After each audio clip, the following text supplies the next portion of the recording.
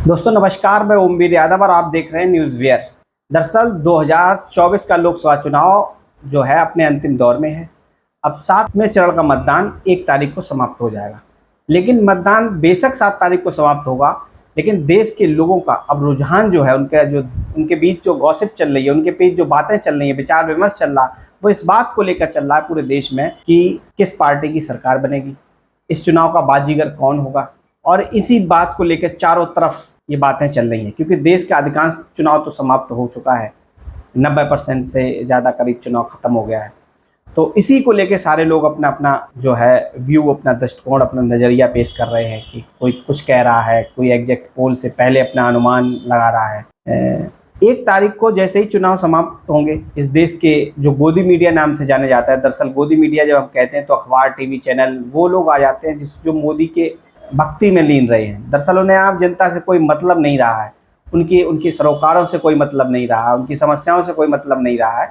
तो वो चैनल सीधा सीधा एग्जैक्ट पोल दिखाने लगेंगे। और वो एक सोशल मीडिया यूज़र और पत्रकार भी हैं, मैं सुन रहा था, उनका नाम है प्रशांत टंडन। वो लिखते हैं और बताते भी, उन्हें जब मैंने सुना तो वो कह रहे हैं कि जो गोदी मीडिया के चैनल्स हैं, अखबार हैं, उनको ये हिदायत दे दी गई है, उनको ये टारगेट दे दिया गया, उनको ये फिगर दे दिया गया है कि आप 300 से 40 करीब इस पे एग्जैक्ट पोल ले जाएं। इससे क्या होगा? इससे दरअसल ये होगा, माहौल बनेगा। एग्जैक्ट पोल दरअसल परिणाम नहीं होते, लेकिन वो माहौल बनाने के लिए बहुत अच्छा होता है। और माहौल से आपको क्या फ़ायदा होगा, आपको बताना चाहेंगे।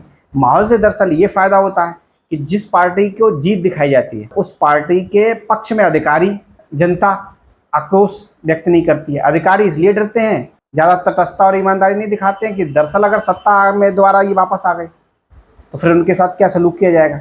और वहीं जनता इसलिए चुप रहती है क्योंकि एग्जैक्ट पोल पहले ही से दिखाए जा रहे थे कि लगभग इतने आ रहे, तो वही सीटें आ रही हैं। तो ये माहौल बनाने की पूरी प्रक्रिया होती है। वही जो है प्रशांत टंडन ने कहा कि ये उनको फिगर जो है गोदी मीडिया को वो दे दिया गया है, वो 310 से 340 के बीच। वही प्रशांत किशोर जो वो हैं, पंडित प्रशांत किशोर, वो भी ये बात कह रहे हैं कि बीजेपी, जो भारतीय जनता पार्टी करीब जो एनडीए गठबंधन है, वो सरकार 300 से पार बना लेगी। तो ये बात बिल्कुल सच वो हो जाए। और ये माहौल उनका जब से मोदी सरकार आई है, या जब से इन पे इतना शिकंजा कसा है, दरअसल ये ऐसे होता ही चला आएगा। इसके पीछे एक रिसर्च भी आई है। दरअसल हम ये बात हवा में नहीं कह रहे हैं। अशोका यूनिवर्सिटी है, उसके प्रोफेसर थे, असिस्टेंट प्रोफेसर सब्यसाची दास, डॉक्टर सब्यसाची दास, जो कि इकोनॉमिक्स डिपार्टमेंट में प्रोफेसर थे। उनका एक रिसर्च पेपर भी आया था। इस पेपर का नाम जो है democratic backsliding in the world's largest democracy. ये रिसर्च पेपर प्रकाशित भी नहीं हो पाया था, इस पर विवाद खड़ा हुआ है। इस रिसर्च पेपर में जो सब्यसाची दास थे, उन्होंने ये बात कही थी कि 2019 के चुनाव में दरअसल गड़बड़ी हुई थी। और उन्होंने इस बात को नहीं कहा था कि गड़बड़ी ईवीएम में हुई थी, उन्होंने उस पूरे प्रोसेस में गड़बड़ी, निर्वाचन क्षेत्रों में गड़बड़ी का और संकेत किए गए थे। क्योंकि वो एक स्कॉलर्स थे, तो उनकी बात को तमाम लोगों ने, भारतीय जनता पार्टी और उनके पक्ष के लोगों ने आलोचना करके ख़त्म कर दिया। उन्होंने ये बात भी नहीं कही थी कि दरअसल ईवीएम में गड़बड़ी की जाती है।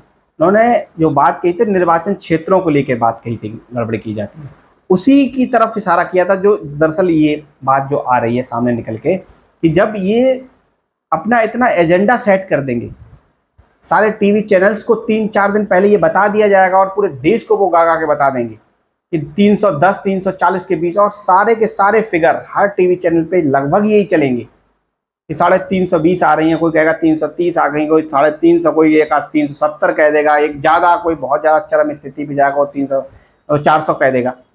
दरअसल इसी के इर्द गिर्द पूरे आंकड़े को घुमाएंगे। इससे होगा क्या?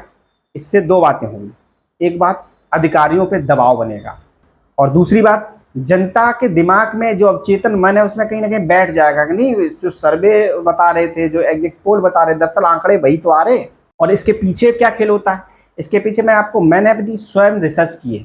मैं 2 स्टेटों के आपको बताता हूँ अपना रिसर्च करके। एक बिहार, 2020 में चुनाव हुआ था, वहाँ भी ऐसे ही एग्जिट पोल दिखाए जा रहे थे लगभग। क्या हुआ? ये हुआ कि वहाँ 40 सीटें ऐसी थी, 243 सीटों के विधानसभा चुनाव में टोटल सीटें थी बिहार में, तो 40 सीटें ऐसी थी जो 3,500 से कम मार्जिन पे हराई गई थी या उनका हार जीत हुई थी। और 11 सीटें तो ऐसी थी जहां केवल 1000 से नीचे पे मार्जिन पे हार जीत हुई थी। एक सीट जो 12 वोट से हराई गई थी विधानसभा में, आरजेडी के जो उम्मीदवार थे शक्ति सिंह, आप प्रवक्ता के तौर पर उन्हें देखते होंगे टीवी चैनल्स पे, शक्ति सिंह यादव को उन्हें हराई गई, 12 वोटों से हार गए थे विधानसभा चुनाव। दरअसल ये जो तिकड़म है, और वहीं इसके पीछे थोड़ा आंकड़े देख लीजिए। बिहार में जो गठबंधन था, जो आरजेडी के नेतृत्व में और कांग्रेस इन पार्टियों का गठबंधन था, उसको सीटें मिली थी 110, और 5 सीटें जो थी अकबरुद्दीन ओवैसी की पार्टी को मिली थी, 1 निर्दलीय। तो अगर वो 10 और 1 और 5 जोड़ लिया 6 और 10 16, और वहाँ बहुमत कितना था 122, और जो अंतर था वो सीटों में 1000 से कम, वो 11 सीटों का अंतर था। 1000 से कम मार्जिन से जो जीत हार थी, इसमें 11 सीटों का अंतर था। अब आप सोच सकते हैं, इसके आगे हम आपको नहीं बताएंगे, इसके आगे यही काम होता है, आप समझ रहे होंगे। वहीं उत्तर प्रदेश की बात करते हैं। 2022 में चुनाव हुए थे, 49 सीट्स ऐसी थी जो कम 5000 से कम मार्जिन पे हारी, उनकी जीत और हार हुई थी 49 सीट्स, और कुछ तो ऐसी थी जो 200 इनसे जीती हारी गई थी। दरअसल जो कम मार्जिन की सीटें होती हैं, ये सत्ता पक्ष के खाते में अधिकांशतः ऐसा देखा गया कि जाती हैं। क्यों? क्योंकि अधिकारी दबाव में आते हैं।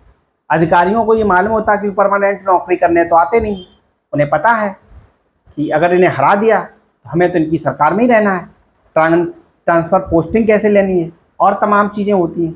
इसी बात को लेकर जो एग्जिट पोल है वो देश में चालू हो जाएंगे 1 तारीख को। हम आज जब वीडियो बना रहे हैं तो हम इसी ओर संकेत कर रहे हैं कि जब 1 तारीख को लास्ट चरण के चुनाव 7वें दौर के देश में हो जाएंगे और पूरा चुनाव 2024 का ख़त्म हो जाएगा, तो जो एग्जिट पोल है वो क्या करेंगे, वो माहौल बनाना शुरू कर देंगे। और प्रशांत टंडन है वो कह भी रहे इस बात को, और तमाम लोग सोशल मीडिया पे कह रहे हैं कि जैसे ही चुनाव ख़त्म होंगे और एग्जिट पोल जो है वो बीजेपी के पक्ष में माहौल बनाना शुरू कर देंगे।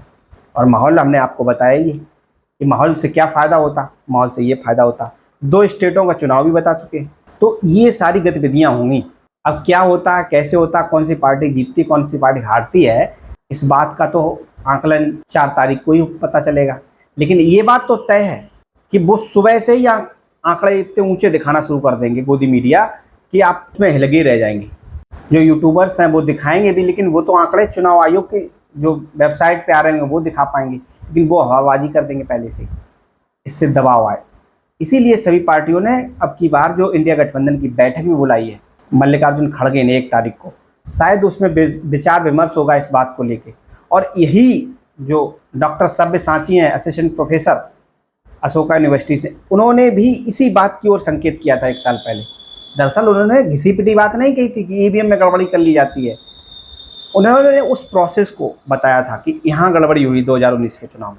जैसे निर्वाचन क्षेत्र है, निर्वाचक अधिकारीगण जो होते हैं, सिविल सर्विस, वो उन्हीं के पक्ष के लोग होते हैं। वोटिंग के टैक्टिक्स किस तरीके से, जैसे वोट कटवा दिए गए विधानसभा में, मुस्लिम, यादव या जो जिस पार्टी को जो विरोधी पार्टी है उसको वोट देते हैं, ये सारी टैक्टिक्सें अपनाई जाती हैं। जो स्कॉलर्स हैं या जो जागरूक लोग हैं या जो सेफोलॉजिस्ट हैं जैसे योगेंद्र यादव जैसे, वो भी इस बात को नहीं ज़्यादा तवज्जो देते हैं कि ईवीएम में गड़बड़ी हो जाती है।